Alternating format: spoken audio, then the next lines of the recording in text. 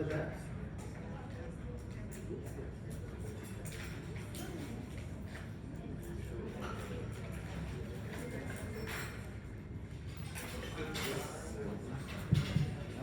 Good morning, everyone. So, at the final module, at least with me for now, I think you still have another module left in September. Yes. So, this module, we've covered most of the diagnostics, the treatment planning, the biomechanics for managing class 1, 2, and 3. So, this module will be mostly focusing on finishing as well as retention protocols. And I'll show you a little bit of maybe some complicated cases, some considerations we should give to patients before we start treatment. So please pardon my voice, I just recovered from bad bout of flu and pneumonia. So, so this module will be talking about finishing, detailing, what are things we should look for, some strategies to try and get to a good finish as well. So first of all, whenever we reach the finishing stage, so now we've already carried out treatment, we've been through all the stages and we're at the final stage of treatment completion. So here we have two main concepts, we call it finishing and then we call it detailing. So finishing basically means making sure that we look at everything as a whole. So we look at the maxilla as a whole, we look at the mandible as a whole, and in a broad sense it means just getting everything into good occlusion. We have class 1 canines, we have class 1 molars, and that is called finishing. When we talk about detailing, now in each arch we try and look at each tooth individually, which means let's say we are talking about one central incisor or a lateral or a canine, does it have the right tip? Does it have the right torque? So we look at each single tooth in detail, and then if you remember, we practice the offset bends. So those are normally used at the finishing stage. We also have some small bends we can use for detailing or individual tooth correction. So finishing looks at everything in a broader sense. Detailing is more tooth specific, where we try to make sure each tooth is in its ideal position so that we can go ahead and debone. So when we compare these two, basically, as I said, you can differentiate between two. So when you talk about finishing, we have a much broader image to look at. So we try and look at both the arches together. So you can look at proper interdigitation, you can look at whether the arches are aligned or not, whether we have a settled occlusion or not. Detailing, now we look at each single tooth, whether we have the right tip, right torque, do we have minor rotations, do we have to correct anything on the level of each single tooth, do we need to carry out any small bends, do we have to drop down a wire, or do we have to use bite settling elastics, do we have to extrude or intrude something. So that talks more about detailing. So the end goal is to try and reach a finish on a broader level as well as an individual tooth level. So we try and make sure we try and get good settled occlusion, but we also get good aesthetics if we plan the treatment well. So the start basically goes back to how we bond. So that will help you a lot trying to get a good finish at the end. So if our bracket positioning is good in terms of the height, the angulation, if it's along the long axis, those are the first things that we normally check for, and that is what will also help you at the detailing stage. Otherwise, we normally try to look at bracket repositioning. So if you remember, I told you when we have to reposition brackets, we try and do it as early as possible. So the reason for that is you don't want to reach the finishing stage. Now you have to reposition, you'll have to drop down wires to maybe a night. That causes other problems. So it involves a lot of round tripping, and that prolongs your treatment time when you've already put in roughly about 2 years of work. So try and reposition as early as possible so that you're still within the round wire or early rectangular night phase, so that you don't drop down wires and you don't have to go through this at the end of the treatment. So if you remember, we normally have about 3 months for finishing. So the more we do round tripping, basically it will become 3 to 5, 6, 7. So now the patient starts to get impatient because it's almost treatment completion time, and then the treatment starts to get more and more prolonged. So whenever you have time, if at home or at your clinics, you can Google this up. It's a very nice clinical paper to read, basically. It's not a research paper, it has nothing to do with research. You can just tick mark this, it's just free download on Google. You can just look this up. It basically talks about how you can get to a good finish. It's just a checklist or a list of steps. So basically, according to this, there are 10 steps. You can read through the entire thing. You have 10 steps with pictures, with steps, with instructions and tips. So there are 10 steps which start from basically our first module. So if you see, we basically covered most things here, which is in the beginning, define your goals. So again, for that you have to have an extensive problem list. So you make sure you have a detailed problem list. So we will keep going back to what we've covered in most of the modules, which is making sure you have a proper problem list. The more detailed your problem list, the more easier it is for you to follow through with a treatment plan. The more you keep missing out things from your problem list, the more are chances you will also miss them in your treatment plan. So you have to have a detailed problem list, and then make sure you have a checklist where you've already marked off this was what I had to correct at which stage, rotations, crowding, we try to correct them at the leveling stage, foot movement, bodily movement, we try to accomplish at the working stage. Then improve bracket placement. So again, this will just come with practice and with more patience. So you just have to keep refining your bracket placement. Make sure, try and get your bracket placement. You can spend a bit more time at the bonding appointment just to make sure your brackets are placed right. So that will help you basically save a lot of time much later. Otherwise, then we have to go in for repositioning, as I said, and then you know that will just extend your treatment time. So then you also know now how to make adjustments in the wires if you need to make bends, for alignment, for decrowding, for correction of rotations. So you know most bends for space closure, as well as at the finishing stage you have offset bends that you can give just to make sure you have a nicer finish. So depending on, these are all within the treatment stage. The first two are before we start treatment. Then also during the treatment plan, try to keep looking at the face, the teeth and the smile, not just the appliance. So again, if you remember, I've always told you to make a plan first, then see which appliance suits your purpose best. It's not the other way around. So we always make a plan, whether it's extraction, non-extraction. Once you have a detailed problem list, you should know how you're planning to gain space. Are you planning to expand? Are you planning to extract? Based on that, you choose the appliance that gives you the best finish in terms of the face, the teeth and the smile. Then try to improve the functional occlusion. This is more relevant to patients who come to you with a deep bite, with an open bite, patients with spacing, diastemas, tongue thrust habits. So for those, it's all the more important to make sure that we improve their functional occlusion. For the others, they may already have good function. They might just have problems with crowding, with aesthetics. But for those who come with functional problems, it is very important for us to try to get to a good function at the end of treatment. Then, if we need to, we have to reshape teeth. So again, reshaping is done at different stages for different purposes.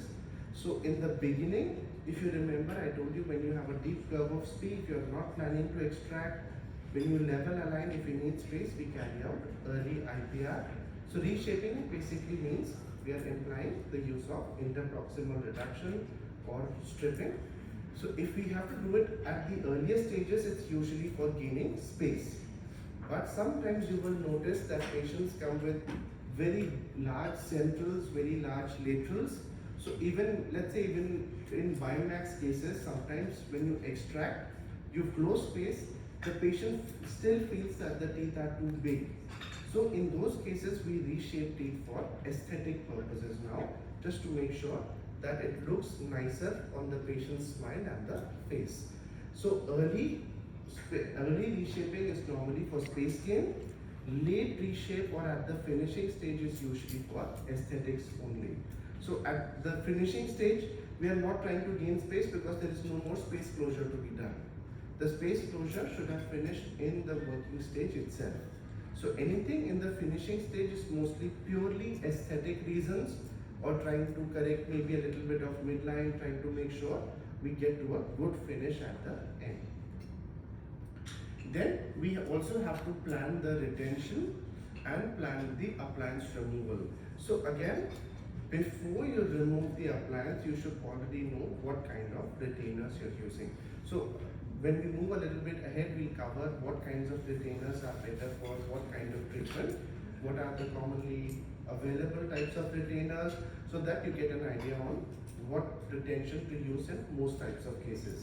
So there are different retainers for different types of treatment, which we also should remember. So once we've gone through these 9 steps, now is when we can plan for appliance removal. Appliance removal is basically like you're already sure what you have to do: fixed retention, removable retention. You've already finished all the steps. So irrespective of whether you are carrying out any detailing or finishing, you still have to have 3 months of finishing. So do you know why we have the finishing stage? Any guesses? If I'm not wrong, I think we covered this last July. Just to give you a hint.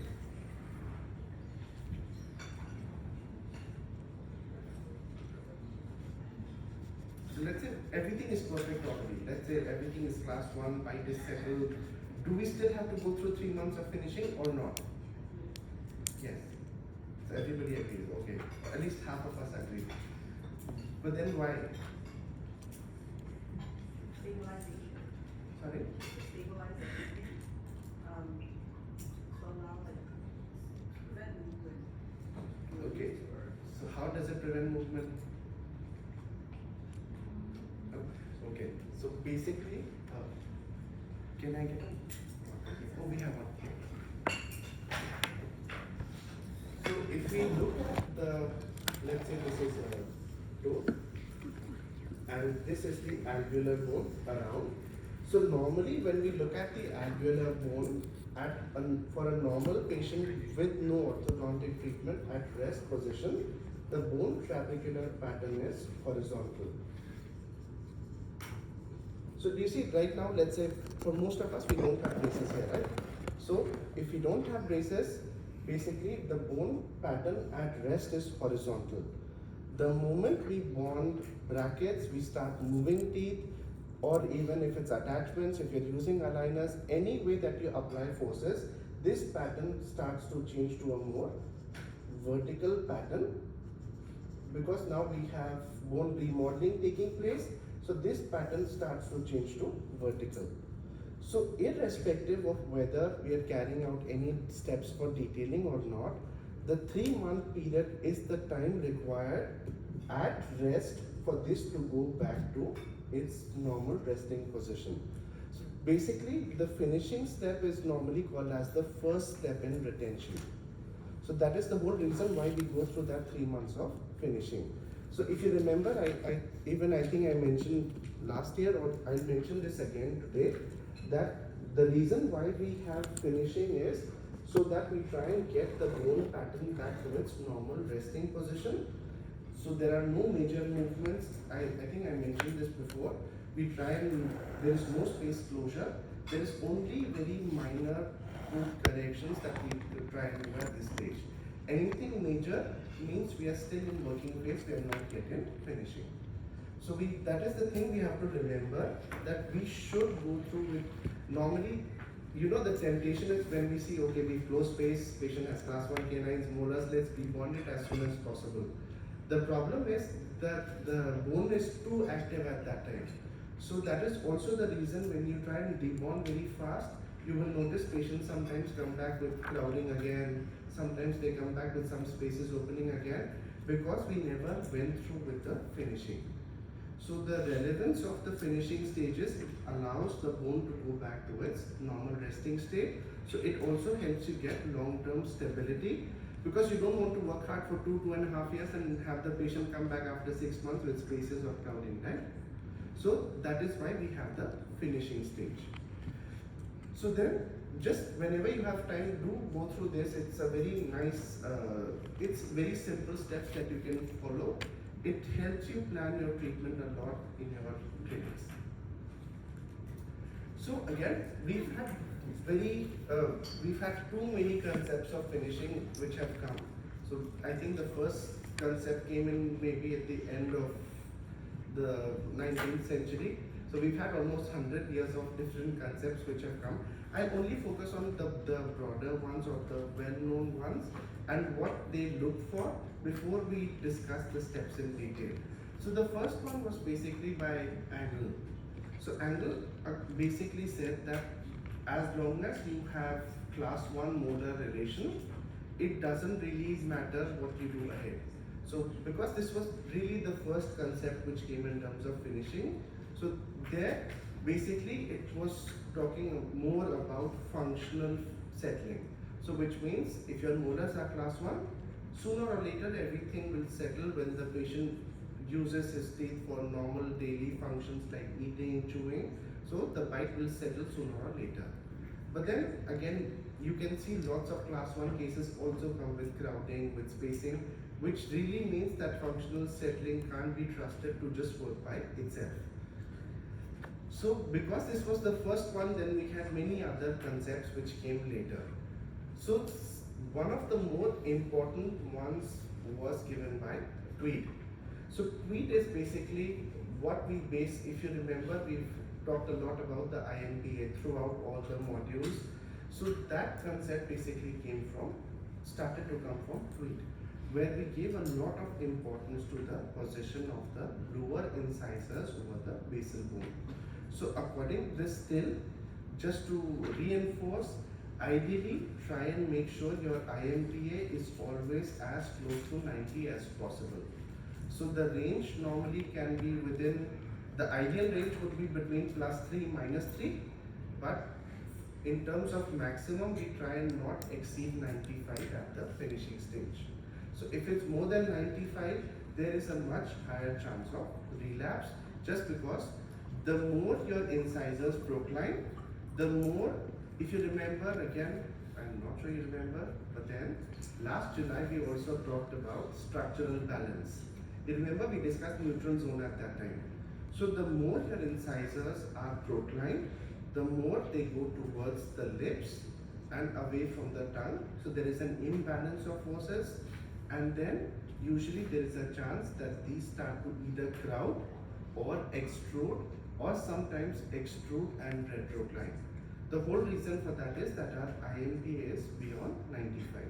So as much as possible, try and do some IPR at the finishing stage if you still have to, or go back to working phase. Try and keep your IPR or your lower incisor to mandibular plane angle between 90 to 95 ideally. So that will help you again with long-term retention. So this basically came from Tweed, who also asked basically to employ the artistic bends. So if you remember, I think last module we did the wire bending for artistic bends for offsets. So small bends that we normally do for some correction at the end. So this is more important in conventional brackets. So the reason, excuse me, the reason being, whenever, if you remember, when we were doing space closure, we were trying to use tip backs and toe ins. So when you use tip backs and toe ins, it's very good in terms of stability, but it also constricts the arch a little bit. So the reason why we have these bends is, you will notice sometimes for extraction cases, the patients complain that they still see dark buccal spaces on both sides. So sometimes you will not have this problem with self-ligation, especially passive self-ligation because it's expensive. But if you have patients with conventional brackets who still complain of dark spaces, you can use offsets or artistic bends to widen the arch. So it makes the smile a bit more aesthetic. So these were both given by Tweed in terms of one, making the finish more stable. Second, now is when we started to talk a little bit about the aesthetics of finishing, like how we can improve the patient's smile, can we make the patient's smile a bit wider to match the buccal corridors on the face so that it looks a bit more pleasing, because very minimal buccal corridors don't look nice and very big dark spaces also don't look nice on the pictures. Right?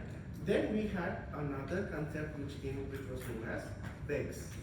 BEGS basically mostly emphasized over correction. So all this while we were talking more about stability, we were talking about how to get to a good finish.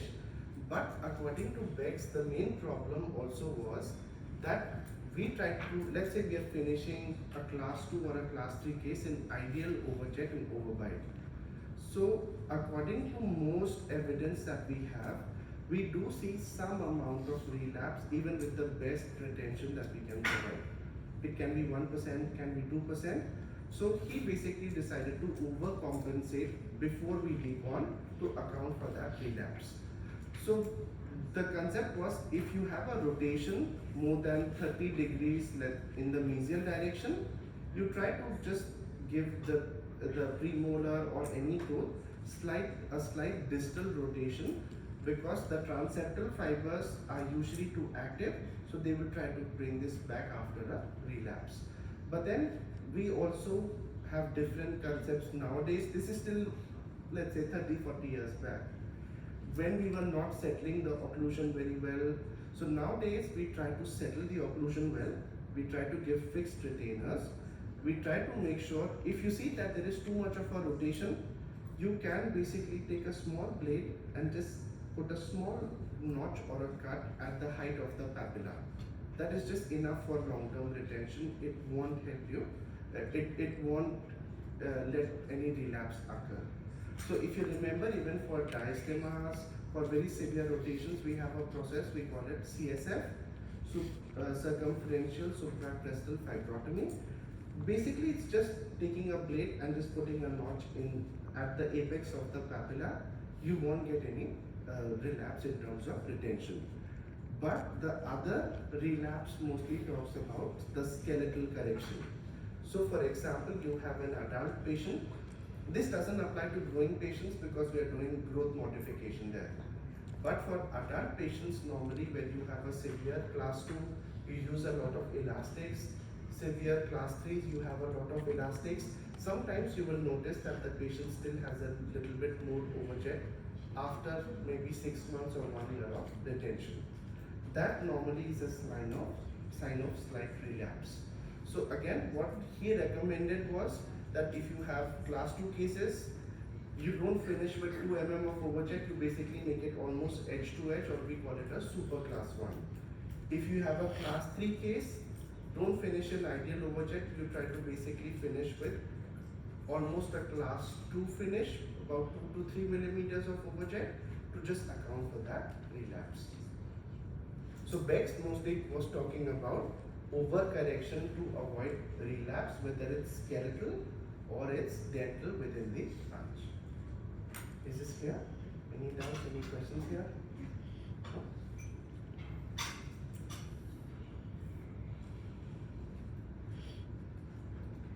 So basically this is Beck's. The finish was a bit compromised when it came to Beck's now, because now we were looking at space closure with tipping.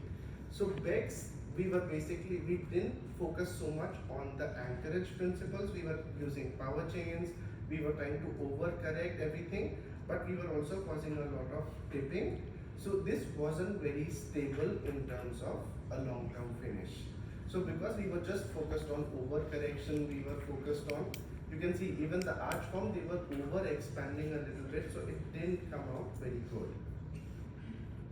So then we came to what mostly you've covered in your modules, which is the Merrifield concept. So the Merrifield concept is basically what I've been trying to passively teach you over the different modules where you use vertical open loops, you use stop loops, you use closing loops. That is a part of basically the Merrifield concept.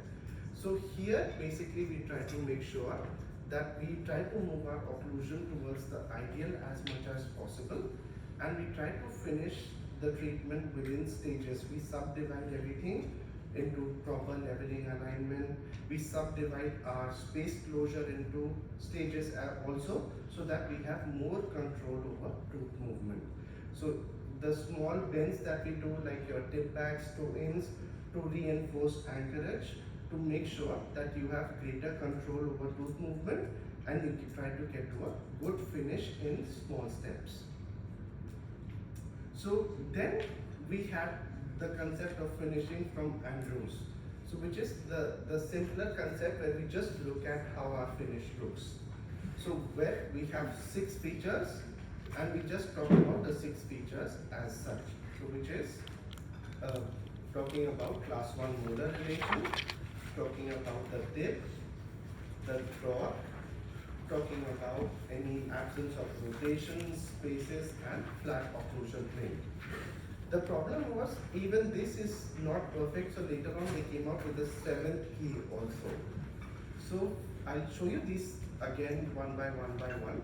So the first key was basically having class 1 molar relation. So you can, if you notice, there are still some things missing here.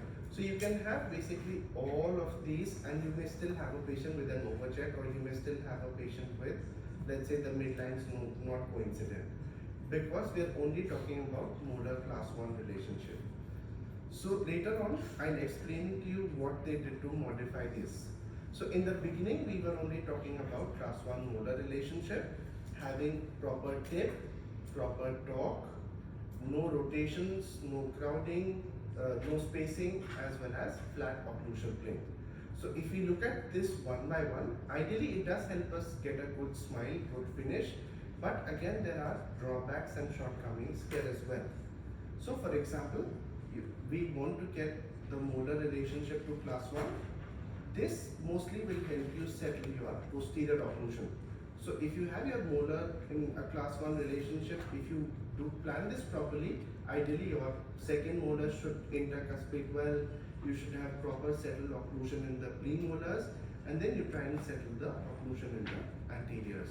So the molar class 1 is just the initial step of trying to get to a good finish. Then mesiodistal crown angulation.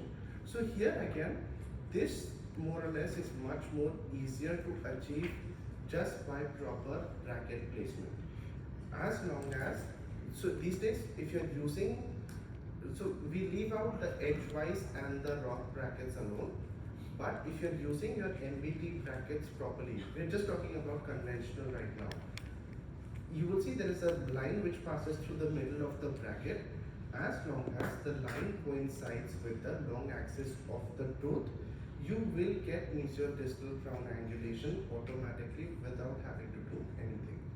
So this is an inbuilt feature that you get with MBT brackets, which doesn't exist with Roth, it doesn't exist with the older generation of brackets.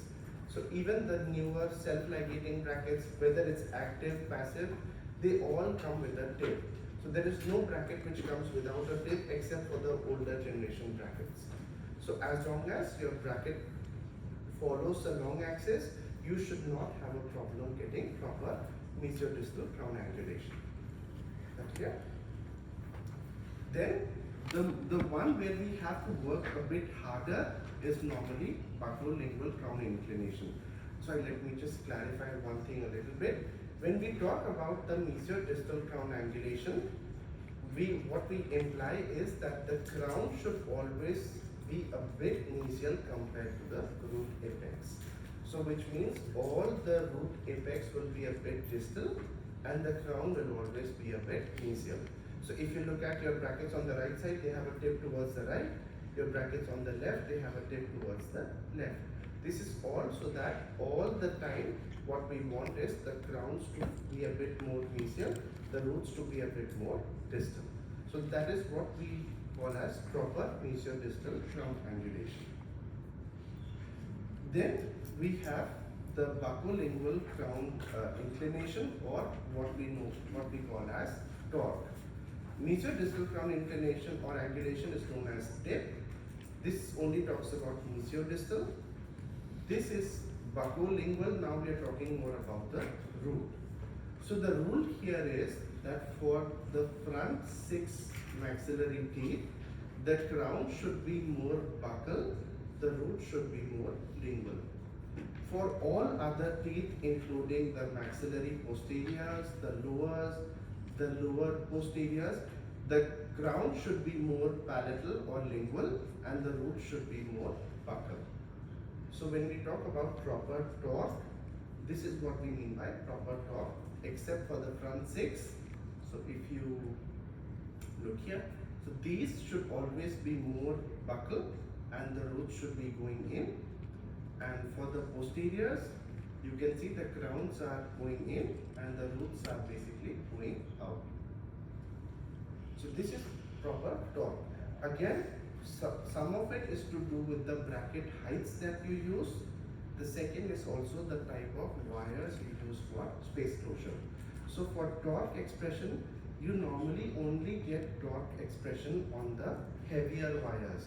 You don't get much of torque expression on the smaller wires because there is too much of a space between the wire and the bracket slot.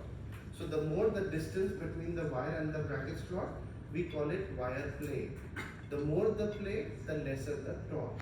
The bigger the size of the wire, the more it fits in the slot, the better is the torque expression. So if you will get your torque expression normally on 1825, 1925 and so on. Below that there is very minimal torque expression. So for this, what we want is when you retract, try to use heavy stainless steel wires for proper torque expression. You also, during non-extraction cases, try to upsize and go to bigger wires that gives you the right torque expression. So torque will normally come on much bigger, oversized wires. Is that clear? Then these basically no rotations. This depends again more on the type of brackets we use, plus where we place them. Are we placing them on the long axis or not? So even if there is a slight variation, if you see on the whole it looks nice, but if you look closely you will see even here there is a difference. So that is, even if your bracket is a little mesial, little distal, little bit of tip, you will start to see slight rotations at the end of treatment. So you will notice, the problem is you will normally notice this after you debond because it's minuscule. But if you don't bond them in the middle, you will normally see much bigger rotations, and then that means we are still in the working phase, we are not yet in finishing. If it's a slight rotation here or there, we can correct it easily with bends. But if it's more than, let's say, 10 degrees, that means you're still in working phase, not yet in finishing. Then we also have to avoid presence of spaces. So normally what we do is, let's say you have a missing tooth, we have to close spaces and we leave one space for an implant or a prosthesis. For those, we try to get the implant placed at the finishing stage itself. So we will normally get it done within the last 5-6 months of treatment. The moment we debond, we normally get the crown done immediately. So you don't want to leave a patient with spaces. If your patient can't afford an implant, you can normally opt for acrylic retainers with a resin tooth. You can ask the lab to make it for you, so that in any case we don't leave the patient with a space. That is the easiest thing to relapse. So you leave a patient with a space, especially in the molars, you will start to see the second molar tip very easily, or you will start to see the second premolar start to rotate. So as much as possible, never leave a patient with a space. Then flat occlusion plane, again, that mostly again depends on your bracket heights.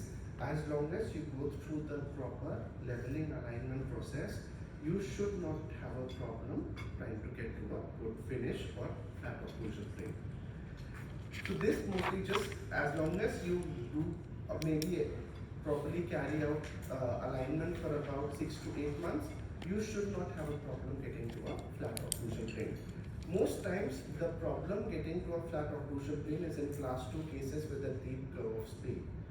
So, if you have a class 2 case, try and make sure, don't use very big bite turbos, try and use a bite plane. If you use a bite plane, normally you will align and your occlusal plane levels much faster. So if you have too much of a deep bite, always go for a bite plane rather than anterior bite turbos. That will always help you level up your occlusion plane much faster. So now these were the 6 keys. The problem with the 6 keys was, even if I say if I have class 1 molars, I have proper tip torque, there is nothing basically that says that I can't have my midline off or I can't have my incisors procline, and you may still have an overjet even if you reach all the 6 keys. So what they found out was one key was still missing, which was the tooth size arch length discrepancy, or Bolton's tooth size ratio, basically which talks about the size of the teeth. So if you remember, I said we can reshape at the finishing stage for aesthetics. That is normally done also to make sure that we have proper overjet at the finishing stage. Sometimes you will notice everything is class 1, but your anteriors are a little flared still at the end. So we reshape at that stage just so that we can get this correction done. So that was basically the 7th key, which didn't talk about tooth sizes at all. So these are all the 6, 7 keys that we had. But in the modern concept now, patients are more specific, more conscious. They start looking at, when they go home after every adjustment, they look at mirrors. They have their social media profiles, so their friends will come in. So now, because we have so much expectation, we also have to have a broader or a much bigger concept of finishing. So we leave what was there before. Now we look at finishing in a much more detailed sense, because this also is what patients are looking for. So you will see patients start to complain about a single tooth. Sometimes they will complain that one tooth is higher. Sometimes they complain about small issues right now, because everybody is more conscious right now. So then this is why we came up with a much bigger concept of finishing, or a bit more detailed. So this was again given by Doherty. This is basically an extension of what Andrews gave. But now this talks a lot more of details on what we should check for before we take on. So this basically, they took in a lot of concepts of finishing and they combined it all into one checklist, which has about 17 steps that we normally check for. Whether it's aesthetics, some are to do with how we finish. This will help you get to a good functional occlusion and minimize other issues as well. So the first was again correction and overcorrection of anterior-posterior jaw relationship. So in the modern day scenario, everywhere we normally try to overcorrect, not so much like was suggested by Bex, but maybe 1% of overcorrection. So which means if you have, let's say, a class 2 case, we don't try to go to a super class 1, but we try to minimize the overjet to basically 1 mm. So for example, here we try to minimize the overjet that you have here. Rather than keep it at 2 mm, we try to keep it at 1. We don't go to edge bite, because that doesn't look aesthetic anymore. Here. And then again, for rotations, either you can carry out frenectomy or fibrotomy right here at the apex. If not, you can overcorrect just a little bit.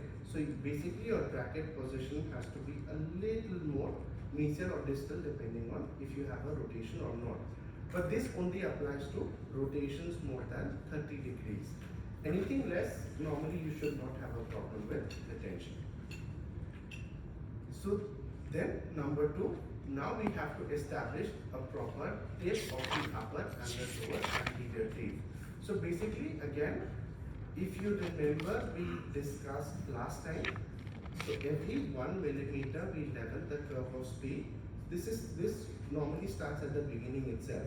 When you're trying to level the curve of speed, for every 1 millimeter we level, there is a corresponding 6 to 7 degrees of anterior proclination. So now, basically, what they said, either they were more worried about the finishing, so they said the apices should be more spread out.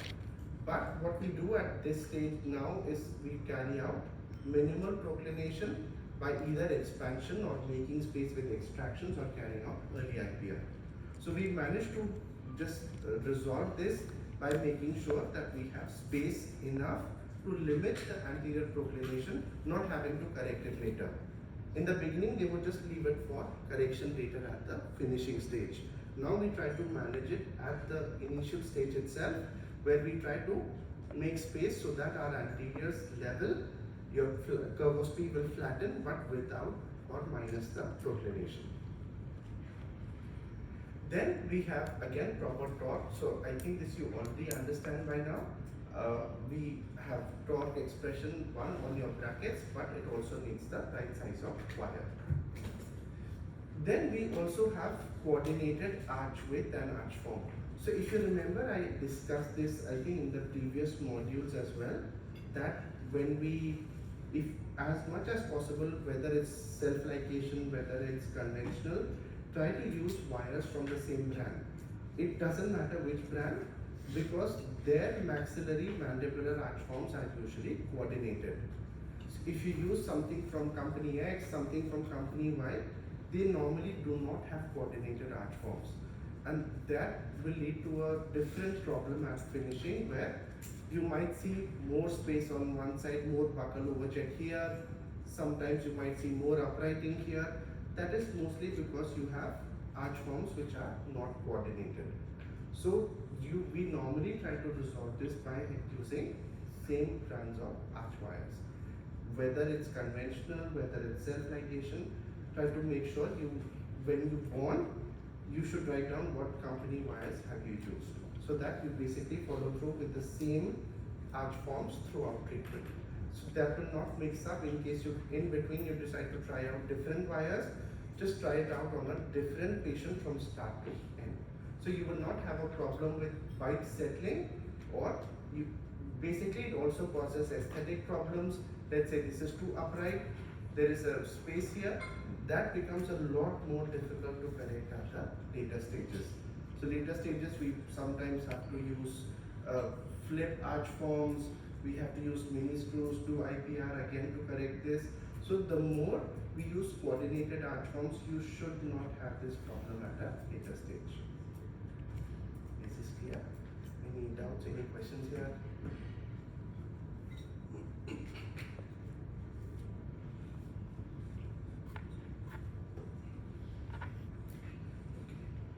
So then we also have posterior crown torque and crown tail. So I think we discussed this also when we were talking about, especially in the self-ligation module, we discussed this a bit more. So if you remember, your upper working wire is bigger than your lower working wire.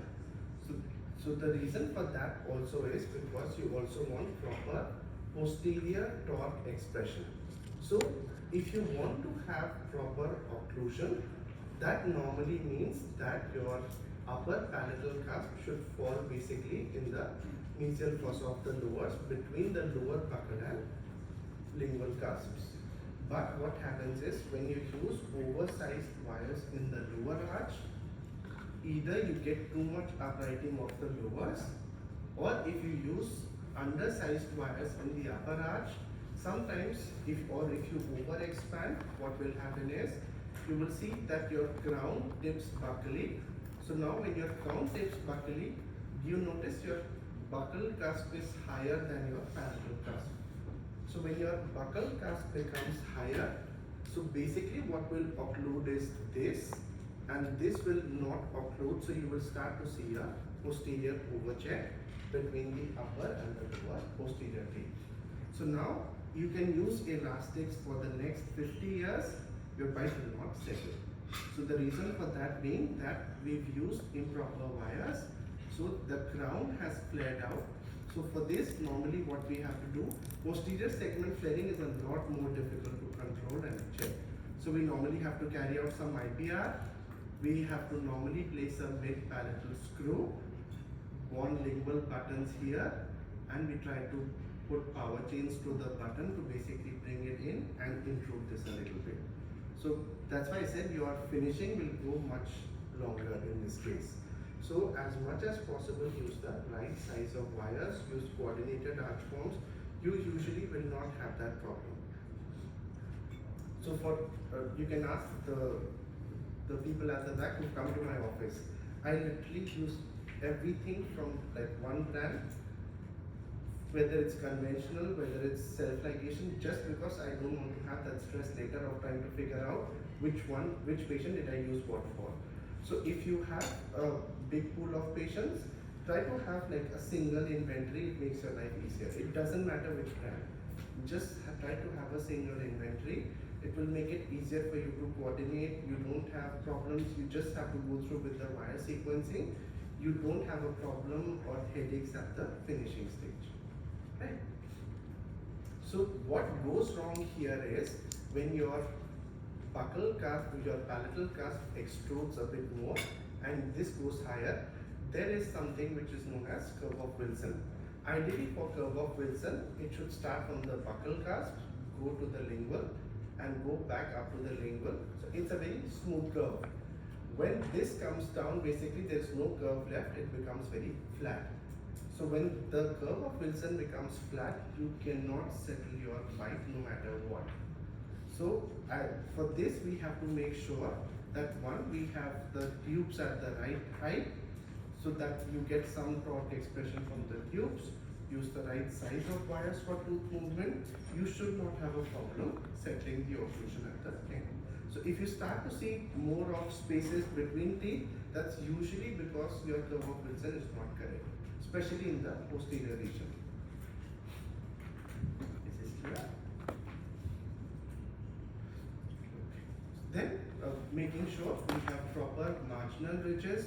Again, for this, as long as your brackets are in the middle of the tooth, following the long axis in the center, you should not have a problem getting parallel marginal ridges.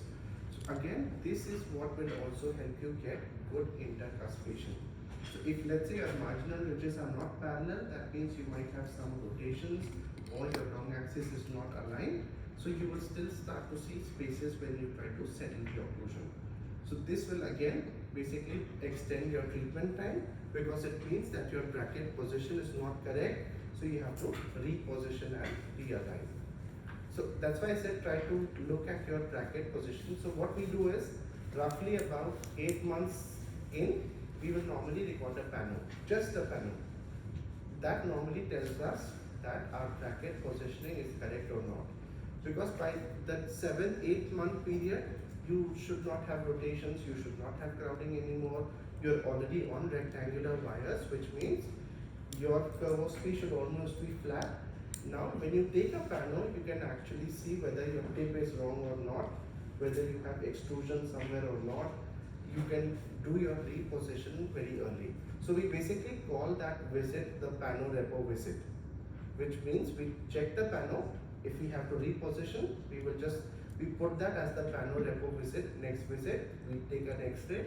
Whatever has to be fixed, we fix that appointment itself. So that will avoid you a lot of round tripping at the end of treatment. Does that help? Then looking at contact points. Again, for proper contact points, we need proper bracket heights, proper bracket depth. So the contact points, if you notice, they will just keep progressing from more incisal to more gingival as we go posteriorly.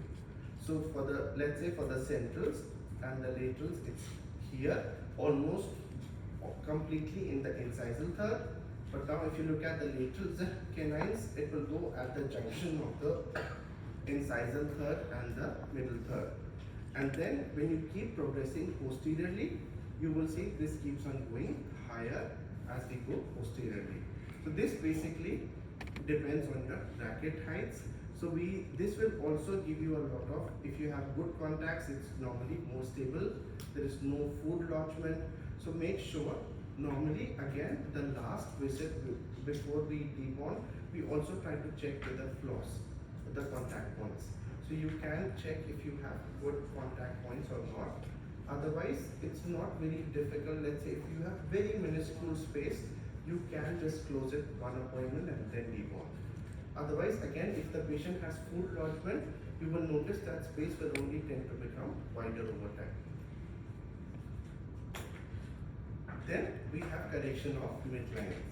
So again, we can correct up to 3 millimeters, but I don't recommend correcting up to 3 millimeters in finishing stage. As I said, the finishing stage, the more active movements you carry out in finishing, it means your retention or your finishing period should be longer. So if your midline is off by, let's say, more than 1 millimeter, for me, I still consider I'm in working phase. I don't think of this as finishing stage. So finishing stage is normally meant for very minor midline discrepancies. You can give elastics. So there are all these sorts of elastics. There is the anterior midline elastics. So we just use this between the lateral and the canine on one side, up to the opposing, you can place a hook between the lateral and the canine on the other side, and we just run these elastics. This is usually 1/4. You can use 3.5 or 4.5 ounce elastics. So if your midline is shifted to the right, the lower hook will be on the right, the upper will be on the left, and we run 1/4, 3.5 or 4.5 elastics for midline. Okay. But if, let's say, now your midline is off more than 1, we can normally use, we call these alternate class 2, class 3 elastics. So if your midline is shifted to the right, if your midline shifts this side, there is good chance that the canines here will be class 2. And if your midline is shifted here, there is good chance your canines here are class 3. So you notice your upper canine will be here, lower will be here. So on the class 3 side, we use class 3 elastics, which go from the lower hook to the upper third molars. On the class 2 side, we use elastics from the hook between the lateral and the canine to the lower molar. So that's why we call these alternate class 2, class 3 elastics. So for this, we normally use 3/16, 4.5 ounce elastics. This is clear. And then we also have this kind. I normally don't recommend using single class 2 or single class 3 elastics. If you want to use single elastics, try and use midline elastics. If you use these elastics, sometimes you will notice that the patient tends to develop a slight cat. So because you also have a vertical component to these elastics, if you keep using this, you will notice eventually this part tends to come down or extrude a little bit. So for me, if my midline is off a lot, more than 1, I will normally go for class 2, class 3. If it's less, 1 or lesser, I will normally go for midline elastics. I don't try and use the single class 2 or single class 3 elastics as much as possible. Is this clear? Then we also have to establish the interdigitation. So interdigitation, you can normally use V elastics. We covered last time, we have W, we have M elastics to settle the occlusion. That is just for settling the occlusion. There are many ways. If your arch is level perfectly, some people will also cut the wires off distal to the canines and just use elastics. For me, again, that does point the torque a little bit. So I like to keep the wires in place, because what you want is just extrusion. If you use elastics without a wire, you will normally tend to see that the tooth tends to tip in a little bit. So again, for me, I don't recommend cutting off the wires. I just like to keep wires in place while I settle the bite. There is a good way is basically asking patients who like chewing gum. You can recommend having sugarless chewing gum. That actually helps settle the bite much faster. But make sure if they are wearing elastics, the time they chew, they remove the elastics and then they chew the gum. Not to have the elastics on while they chew. That will cause a lot of trauma on the TMJ. So you can ask them to have sugarless chewing gum 4 times a day when they remove the elastics. Otherwise, you can ask them to avoid this altogether, it's fine also. If you just want it faster, you can recommend the gum, but the elastics should be out while they are chewing on the gum. Is this clear? Any doubts, any questions here? So these are different elastics. I think we've covered these, which are, we have box elastics for class 3. You can also use, these normally are again 1/4 elastics. These are normally 5/16 elastics. Again, the rainbow as well as V and W work better. If you want very light forces, if your bite is almost already settled, you can go for these, we call these trapezoid or box elastics. So it's the same, it works the same like a W or an M, just that it's much lighter force. If in a case where you almost settled everything perfectly, you can just go for box.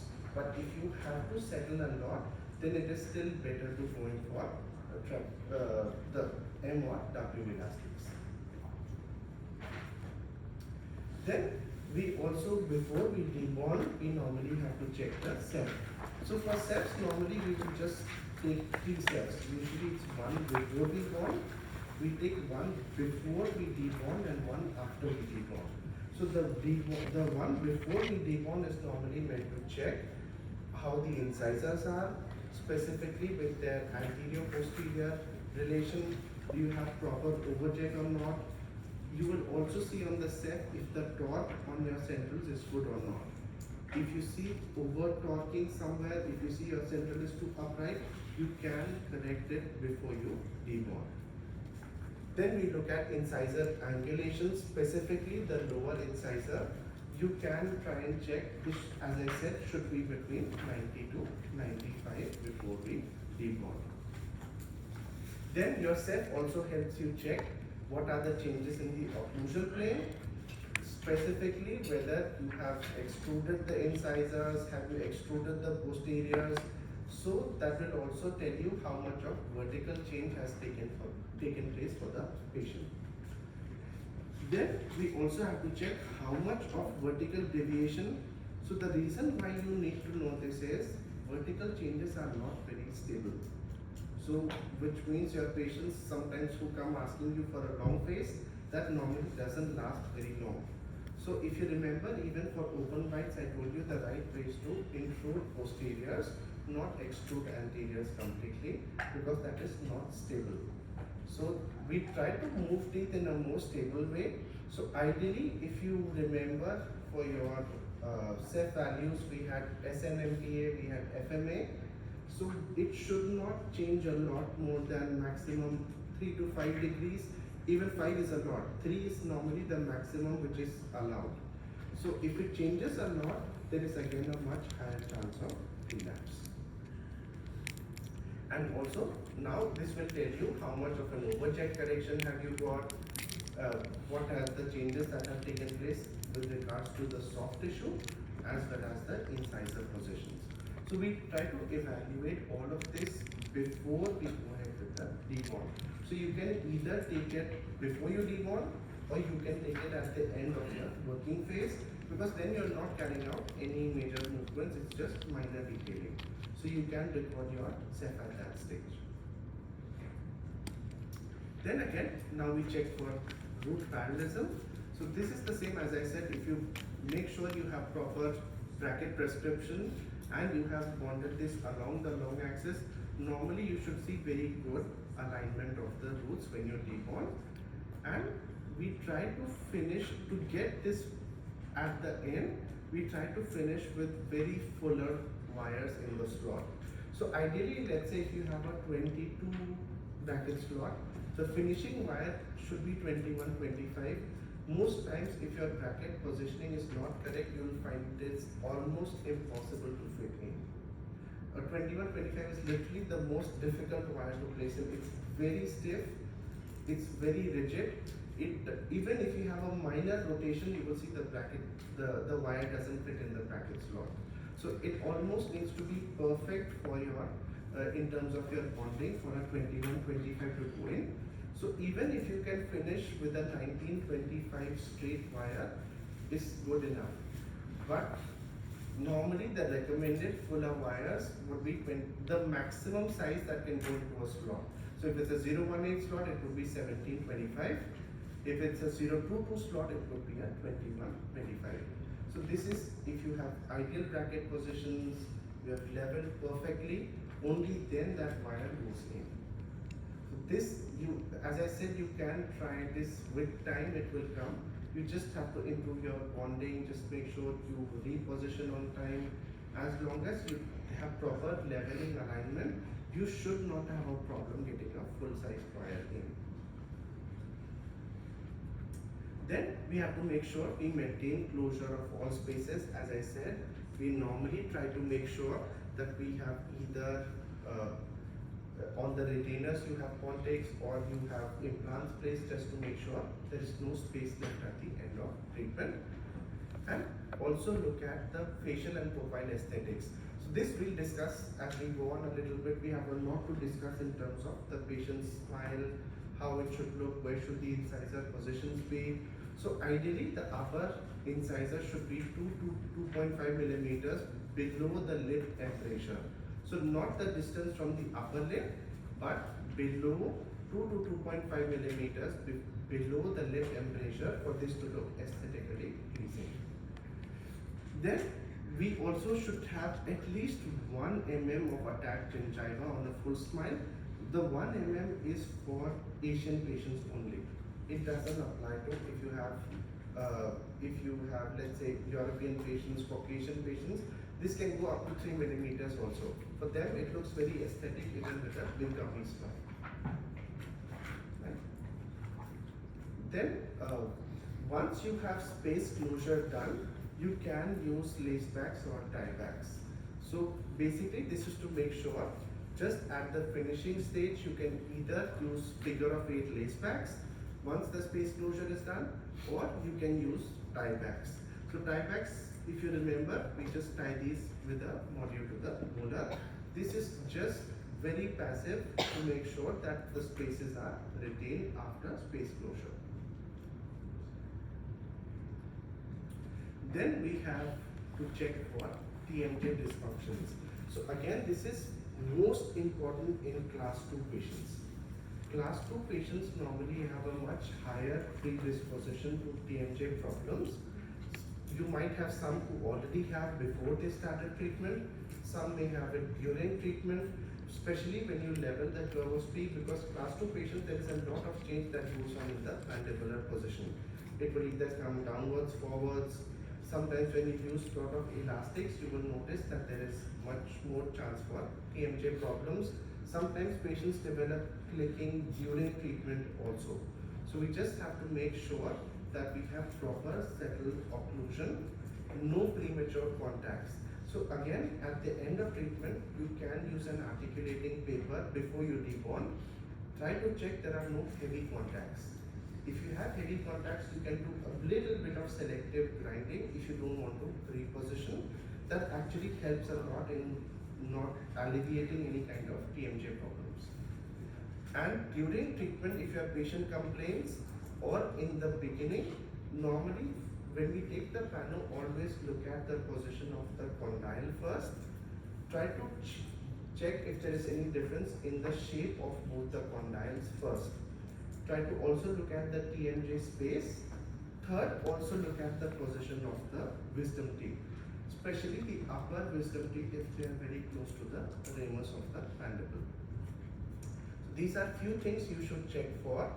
If you see that the wisdom teeth are very close, the first step is normally to get the wisdom teeth removed.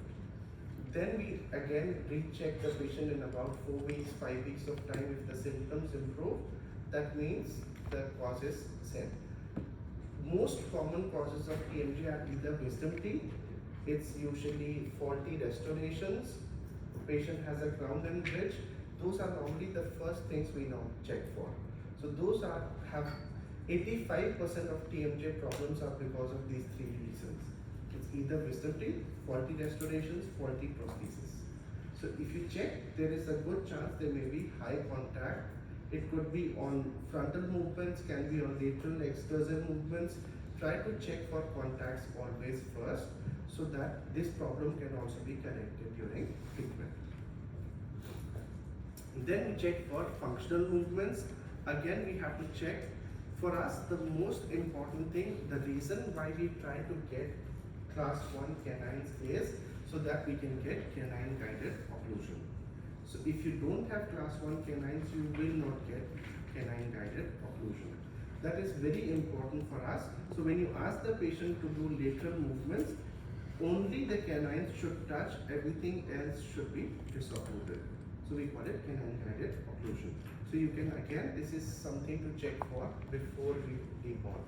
This is more again of a problem when you have a class 2 or a class 3 case where you've retracted the canines and you've changed the position of the canines. We should evaluate how is the canine guided occlusion at the end of treatment.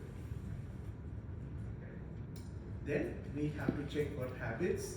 So if you remember, for habit correction we normally use appliances. Those appliances normally stay in place for about 18 months at least if it's an adult patient. So let's say you have a patient with tongue thrust. So try and check, for a tongue thrust patient it's all the more good if you have a video record instead of a photographic record, because you can check if how their phonetics change after the habit correction is done. So let's say you're trying to make them say S, F, alphabets where the tongue normally comes between the incisors. You can try and make them say this again so you also get a better idea of how their speech has changed or how the tongue position has improved.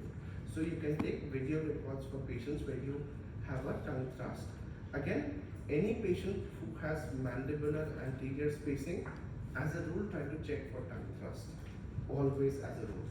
You will not go wrong many times. Then again, we also have to make sure there are no rotations and overcorrections, specifically when very severe rotations.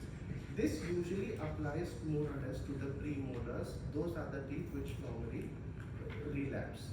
For the other teeth, the incisors normally there is a lesser chance, but for the premolars normally try and make sure either it's overcorrected or you can explain to the patient and basically make a small notch in the incisor papilla so that you don't have a problem with relapse.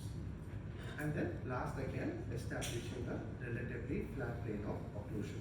So again, this is one of the prerequisites. If you see even Andrewski's, a flat occlusal plane is usually more stable. For us, for a flat occlusal plane means the maximum depth should not exceed 1.5 millimeters. So let's say if you have a model, if you flip it upside down, you at any given point, the maximum depth should not be more than 1.5. This will happen again as long as your bracket heights are proper. If you level align properly, you should again not have a problem getting to a flat occlusal plane. Is this clear? Any one which is not clear? Any doubts? Any questions?